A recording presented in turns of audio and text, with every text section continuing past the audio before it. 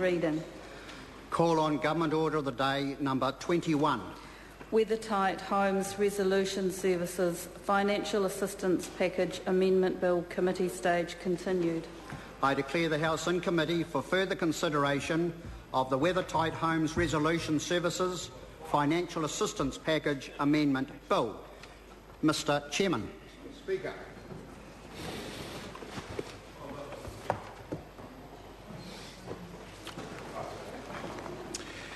The House in consideration for further consideration on the Weathertight Homes Resolution Services Financial Assistance Package Amendment Bill. Members, when we last considered the bill, debate on Part 1 was in progress.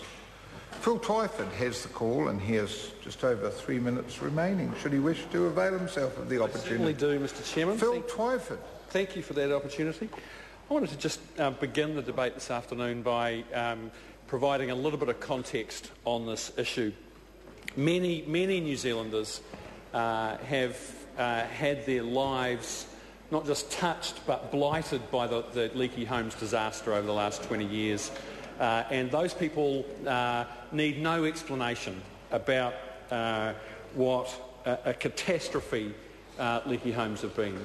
But there are others, particularly in parts of the country that are not badly affected by leaky homes, who may not have been touched or may not have had first-hand experience of this problem. But many New Zealanders will have seen the documentary that screened on TV1 last night, fronted by John Gray of the Homeowners and Buyers Association of New Zealand, HOBANZ, and that set out a little bit of the history and told the story of people who have bought leaky homes and the enormous financial stress and emotional burden that they have had to carry, the sheer difficulty of navigating through what is a bureaucratic and financial nightmare for many of these people. And it has exacted an enormous toll on those homeowners and on our country, on its economy, and on the building and construction industry. And it has set back by many years the broadly bipartisan efforts to reform our building and construction industry. Sir, there is much to be regretted.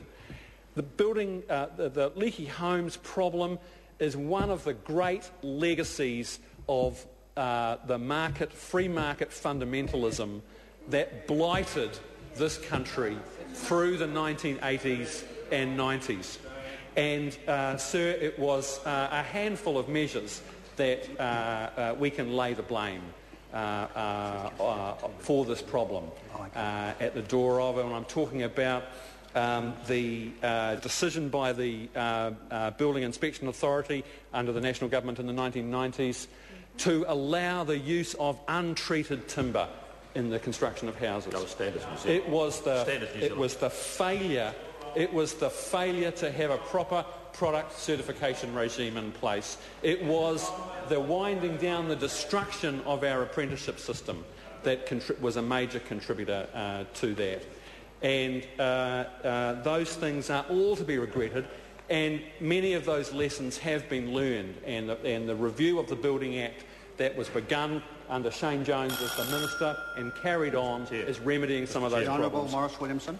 Mr. Chairman, I want to take the next few minutes, if I can, to